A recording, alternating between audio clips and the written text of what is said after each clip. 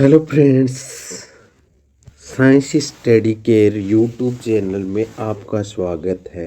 आज मैं आपके लिए लेके आया हूँ समकालीन विश्व राजनीति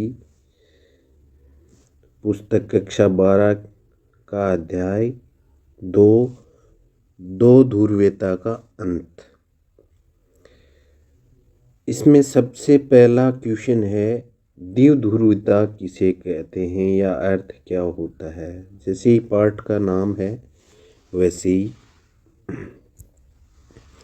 द्विध्रुवीयता का मतलब है विश्व में सत्ता के दो केंद्रों का होना। विश्व में सत्ता के दो केंद्रों का होना, जिसमें एक है सोवियत संघ और दूसरा है संयुक्त राज्य अमेरिका। संयुक्त राज्य अमेरिका और सोवियत संघ। बर्लिन की दीवार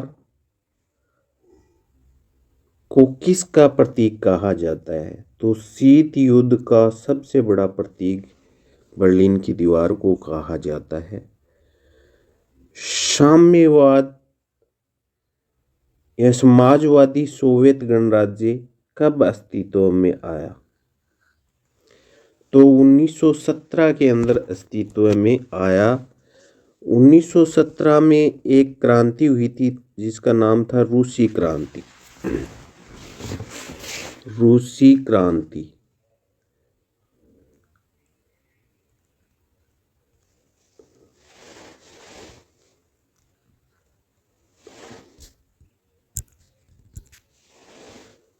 रूसी क्रांति इसको समाजवादी क्रांति भी कहते थे। समाजवादी क्रांति और इसको बोल्शेविक क्रांति के नाम से भी जाना जाता है, क्योंकि इस क्रांति का जो नायक है वो बोल्शेविक लेनिन था। और ये हुई कब? 1917 के अंदर हुई। और 1917 के अंदर यूएसएसआर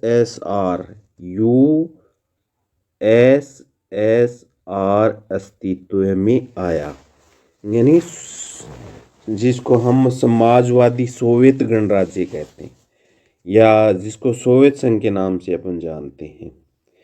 इसके बाद में है, दूसरी दुनिया किसे कहा जाता है?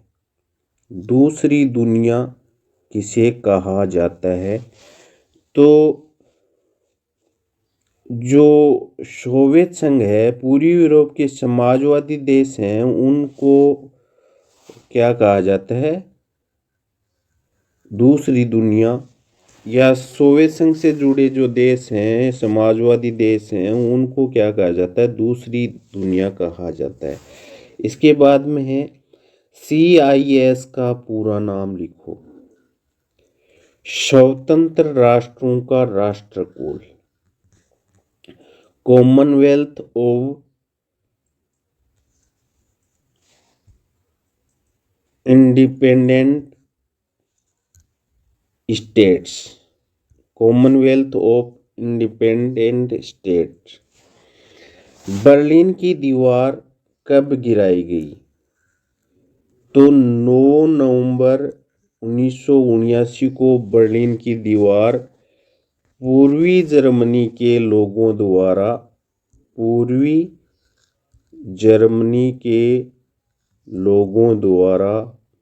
गिराई गई।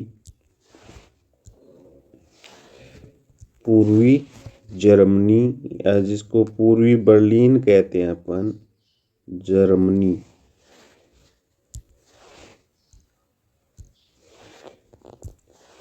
के लोगों द्वारा, पूर्वी जर्मनी के लोगों द्वारा गिराई गई। यूएसएसआर का नेतृत्व उत्तराधिकारी कौन था? तो जैसे ही यूएसएसआर का विघटन हुआ तो उस समय उसके अंदर रूस प्लस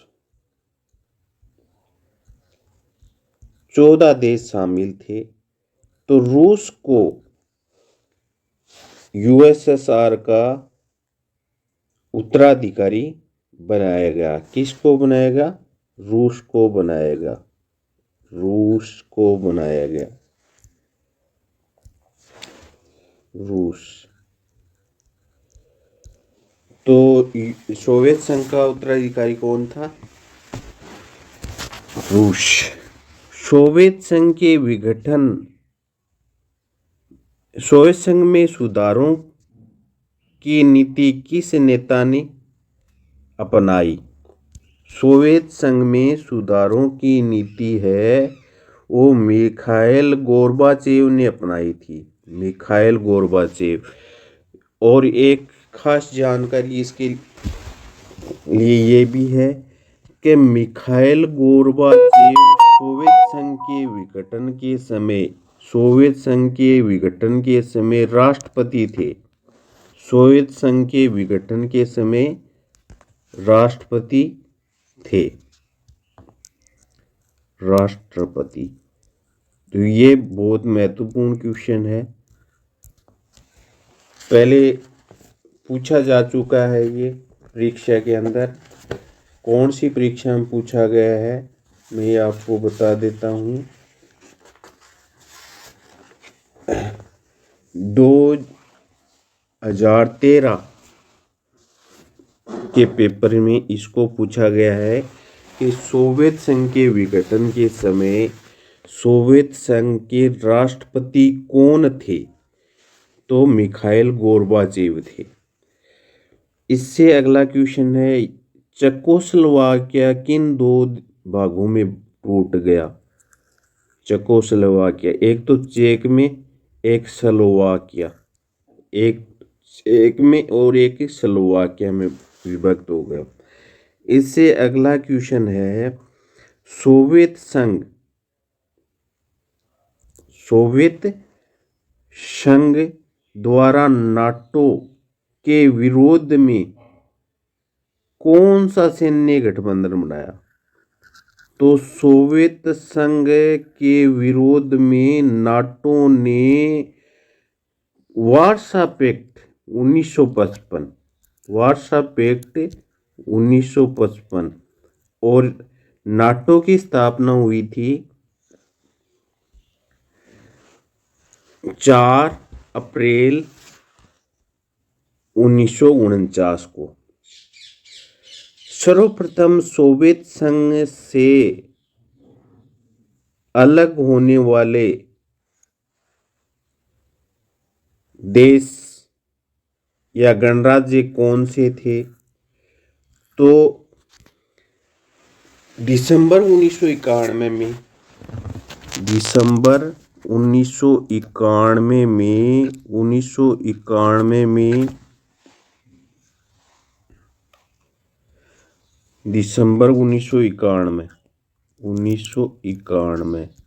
में बोरिस येल्त्सिन के नेतृत्व में रूस, यूक्रेन और बेलारूस जो सोवियत संघ के बड़े गणराज्य थे उन्हें सोवियत संघ के विघटन की घोषणा कर दी। इससे अगला क्वेश्चन है कि रूस के किन दो गणराज्यों में अलगाववादी आंदोलन हुए? संघ की है रूस की। तो एक तो चेचन्या और एक दागिस्तान। चेचन्या और दागिस्तान। शीत युद्ध का प्रतीक बर्लिन की दीवार कब गिराई गई? तो ये अभी अपन चर्चा कर रहे थे, 9 नवंबर 1979 को गिराई गई। 150 किलोमीटर लंबी बर्लिन की दीवार कब बनी? तो 1961 में बनी। 1961 1961 में बनी। 1961 में 1961 में बनी और 28 साल तक खड़ी रही। 150 किलोमीटर लंबी थी। 1979 में 9 नवंबर 1979 को इसको गिरा दिया गया। किस वर्ष की समाजवादी क्रांति के पश्चात यूएसएसआर अस्तित्व में आया? तो ये पहले हम कर चुके हैं रूसी क्रांति। रूसी क्रांति के बाद यूएसएसआर अस्तित्व में आया, जिसको हम बोल्शेविक क्रांति या समाजवादी क्रांति के नाम से भी जानते हैं। बोल्शेविक क्रांति इसलिए कहा जाता है कि बोल्शेविक लेनिन के नेतृत्व में ये क्रांति हुई थी। सोवियत राजनीतिक प्रणाली की धुरी कौन सी पार्टी थी? तो नाजी पार्टी थी। सोवियत राजनीतिक प्रणाली की धुरी कौन सी पार्टी थी? तो नाजी पार्टी थी।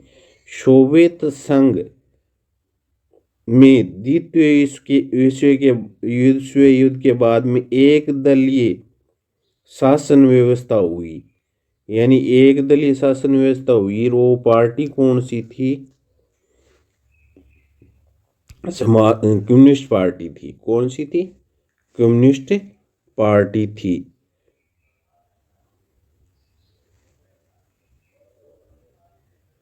सोवियत संघ की स्थापना कितने गणराज्यों को मिलाकर हुई थी? तो 15 गणराज्यों को मिलाकर हुई थी। रूस प्लस 14, यानी रूस से इसमें सबसे बड़ा प्रांत था, गणराज्य था। 2001 में भारत और रूस के बीच कितने द्विपक्षीय समझौते हुए? कितने द्विपक्षीय समझौते हुए?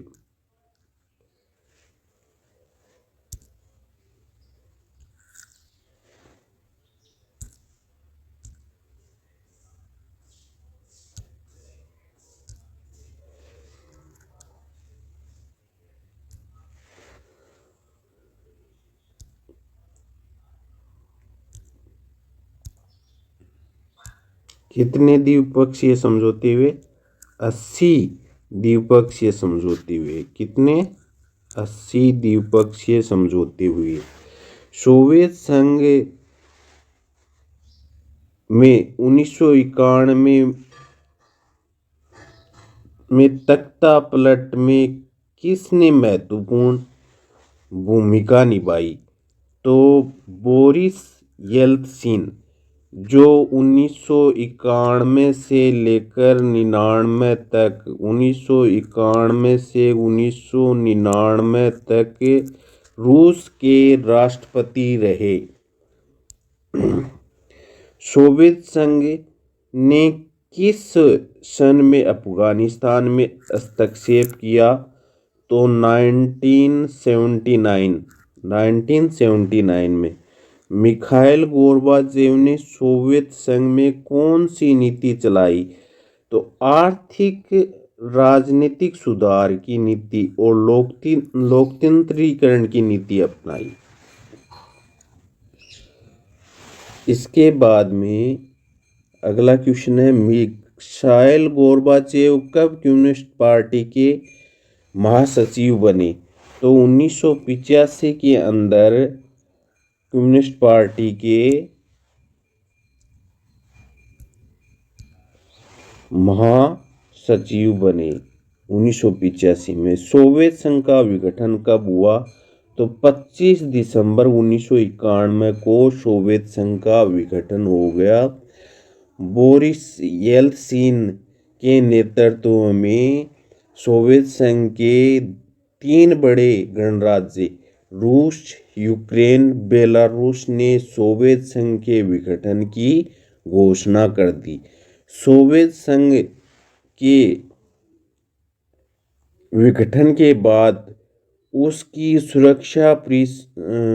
उसकी जगह सुरक्षा परिषद का सदस्य किसे बनाया गया? तो रूस को बनाया गया। यानी जो भी वैश्विक संधियां की गई थी, समझौते किए गए थे, वो किसके हिस्से में आए? रूस के हिस्से में आए।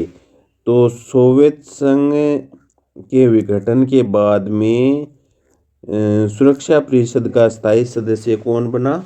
रूस बना। इसके बाद में है मध्य एशिया में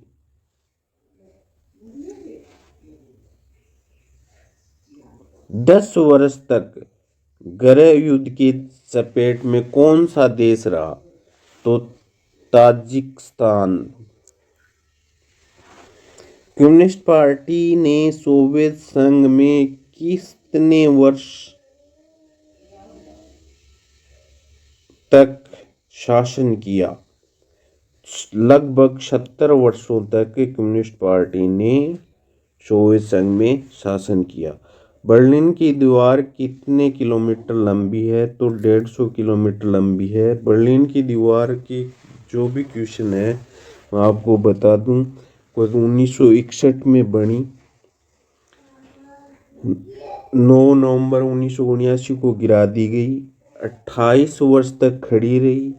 गिराया किसको? आम जनता ने गिराया। और 150 किलोमीटर लंबी थी।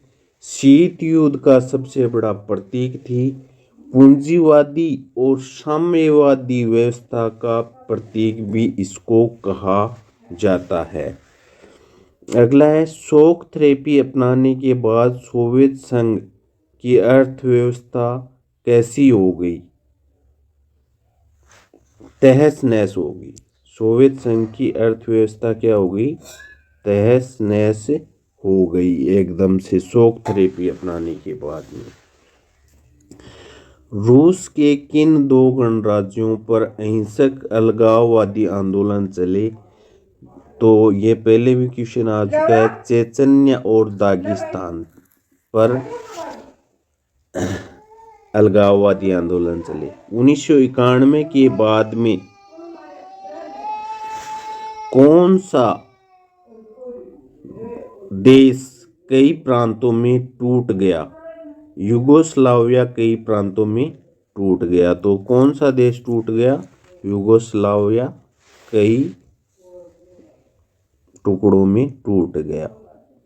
इसके बाद में है सोवियत संघ के विघटन के बाद सोवियत संघ के देशों ने कौन सी व्यवस्था को अपनाया?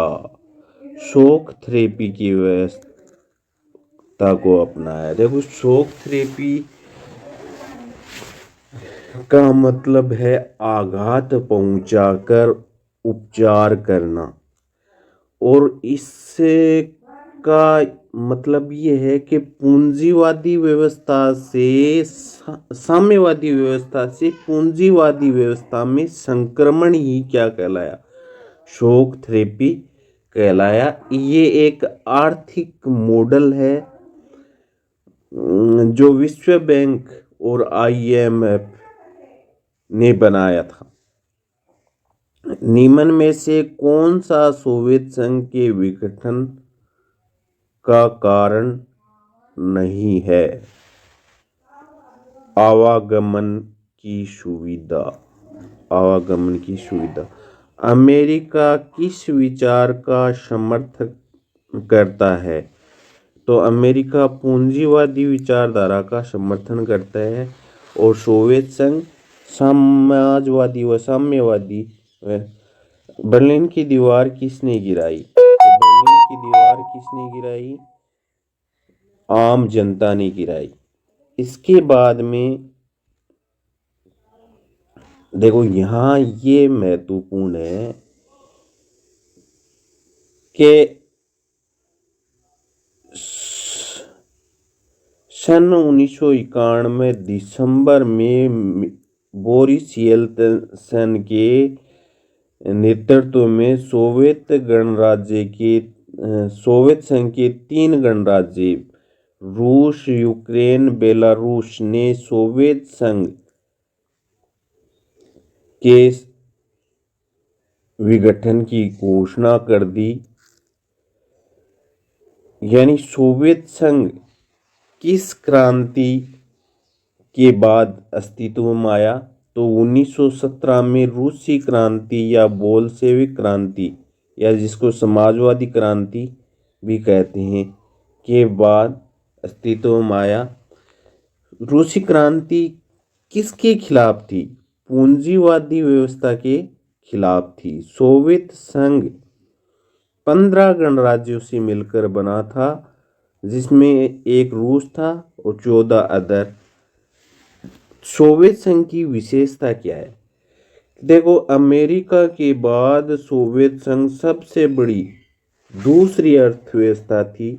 उन्नत संचार के साधन थे, उन्नत ऊर्जा संसाधन थे, जैसे खनिज तेल है, इस्पात है, लोहा है आदि। उच्च गुणवत्ता के घरेलू उपभोक्ता उद्योग थे, आवागमन की अच्छी सुविधा थी, रोजगार के अवसर थे, स्वास्थ्य की सुविधाएं थी। ये सोवियत संघ की विशेषता है। इसके बाद में है कि सोवियत संघ का यह मिखाइल गोर्बाचेव कौन थे? तो सोवियत कम्युनिस्ट पार्टी के महासचिव थे। कब? 1985 में। 1985 के अंदर सोवियत संघ या ये कम्युनिस्ट पार्टी के महासचिव बने। इसके बाद में है सोवियत संघ की कमियां या विघटन के कारण क्या रहे? ये महत्वपूर्ण क्वेश्चन है। यानी 2013 में, 16 में, 17 में, 22 में पूछ लिया गया। इस बार फिर से पूछने की संभावना है। अगर इसमें 4 या 6 नंबर का क्वेश्चन आता है तो यही आएगा, सोवियत संघ के विघटन के क्या कारण थे, सोवियत संघ के विघटन के परिणाम क्या हुए। ये क्वेश्चन महत्वपूर्ण है। तो सोवियत संघ की कमियां, तो राजनीतिक आर्थिक संरचनाओं में कमजोरी। जो राजनीतिक आर्थिक संस्थाएं थी वो कमजोर हो चुकी थी सोवियत संघ की, जिसके कारण सोवियत संघ का विघटन हुआ। संसाधनों का दुरुपयोग, संसाधन थे उनका दुरुपयोग हो रहा था। कम्युनिस्ट पार्टी के शासन का बुरा, या यूं कह दें बुरा शासन, कम्युनिस्ट पार्टी का बुरा शासन, जनता की को गलत जानकारी कि सोवियत संघ विकास कर रहा है। जनता को ऐसी जानकारी दी जा रही थी जिससे लग रहा था कि सोवियत संघ क्या कर रहा है, विकास कर रहा है, जैसा ऐसा कुछ नहीं था। जनता के इच्छा की पूर्ति करने में सरकार असमर्थ, यानी जनता की जो इच्छाएं थी उनकी पूर्ति करने में सरकार क्या थी, असमर्थ थी। कम्युनिस्ट पार्टी के नेताओं को विशेष अधिकार दिए गए थे। कम्युनिस्ट पार्टी के नेताओं को विशेष अधिकार दिए गए थे। मिखाइल गोर्बाचेव की जो सुधार की नीति थी वो भी विघटन का एक कारण थे। तो ये प्रश्न यदि आपको जनरली यही पूछते हैं कि सोवियत संघ के विघटन के कोई 4 कारण लिखो, तो हम जनरली बता देंगे। राजनीतिक और आर्थिक संस्थाओं ये हैं वो कमज़ोर हो चुकी थी, संसाधनों का दुरुपयोग हो रहा था, कम्युनिस्ट पार्टी के का शासन हुआ बुरा था, जनता को गलत जानकारी मिल रही थी कि सोवियत संघ का विकास हो रहा है, जनता की इच्छा की पूर्ति सरकार करने में असमर्थ थी, कम्युनिस्ट पार्टी के नेताओं को विशेष अधिकार मिले हुए थे। मिखाइल गोर्बाचेव की सुधार नीति है वो भी। अब देखो ये क्वेश्चन भी महत्वपूर्ण है कि सोवियत संघ के विघटन के कारण क्या रहे थे। तो एक तो पहला कारण है शीत युद्ध की समाप्ति और दूसरी दुनिया का पतन। भाई जैसे ही सोवियत संघ का विघटन हो गया तो समाजवादी जो देश थे उनका पतन हो गया, जिसको दूसरी दुनिया कहा जाता। अब सोवियत संघ विघटित होने के बाद में एकमात्र शक्ति कौन बचा? महाशक्ति अमेरिका बचा। नव राष्ट्रों का उदय हुआ। जैसे ही सोवियत संघ का विघटन हुआ तो 15 नए गणराज्य बन गए। हथियारों की होड़ समाप्त हो गई, विचारों की लड़ाई समाप्त हो गई, विचारों की लड़ाई समाप्त हो गई। सोवियत जो शॉक थेरेपी है को अपनाया गया। अंतर्राष्ट्रीय आर्थिक संसाधनों का महत्व बढ़ा। इसके बाद में ये दोनों क्वेश्चन अच्छे हैं, सोवियत संघ के विघटन के कारण और सोवियत संघ के विघटन के परिणाम। इसके बाद में देखो क्या कह रहा है अपने को। 1991 में सोवियत संघ के विघटन के बाद अमेरिका एकमात्र महाशक्ति बचा और विश्व में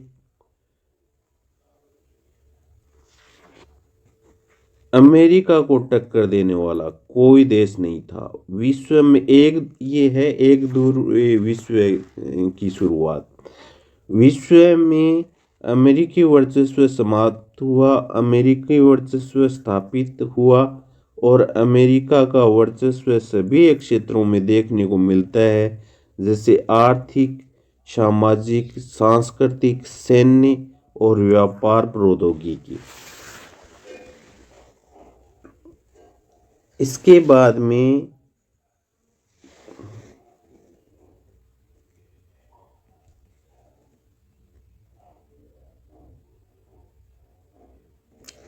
शॉक थेरेपी,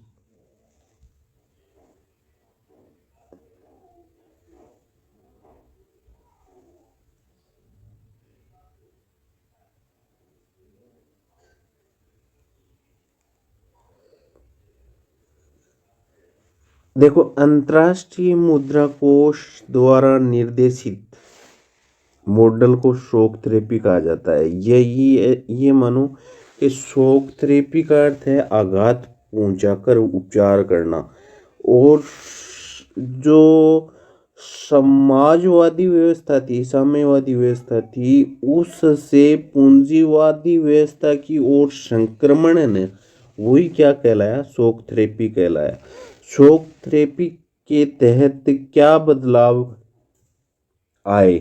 शॉक थेरेपी के तहत क्या बदलाव किए गए?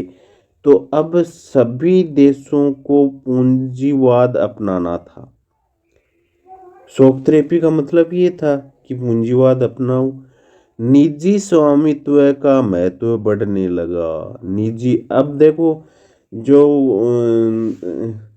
समाजवादी व्यवस्था थी उसमें सारा नियंत्रण सरकार के पास था और पूंजीवाद में निजी स्वामित्व बढ़ने लगा। खेती का तरीका बदलने लगा। व्यापार से ही विकास होगा ऐसा माना जाने लगा। मुक्त व्यापार को अपनाया गया। पश्चिमी देशों के व्यापार को बढ़ावा मिला। अब शॉक थेरेपी की परिणाम क्या थे कि पूरे क्षेत्र की अर्थव्यवस्था है ना वो नष्ट हो गई। रूस का ढांचा चरमरा गया। जनता बर्बाद होने लगी। 90% उद्योगों को कम कीमत पर बेच दिया गया। रूस की मुद्रा रूबल में गिरावट आ गई। लोगों की जमा पूंजी जाती रही और महंगाई बढ़ गई। खाद्यान्न का आयात करना पड़ा। माफिया वर्ग उभरा। ये प्रश्न पहले भी आ गया। सोवियत संघ के विघटन, सोवियत संघ ने कब अफगानिस्तान में हस्तक्षेप किया? तो 1979 में हस्तक्षेप किया।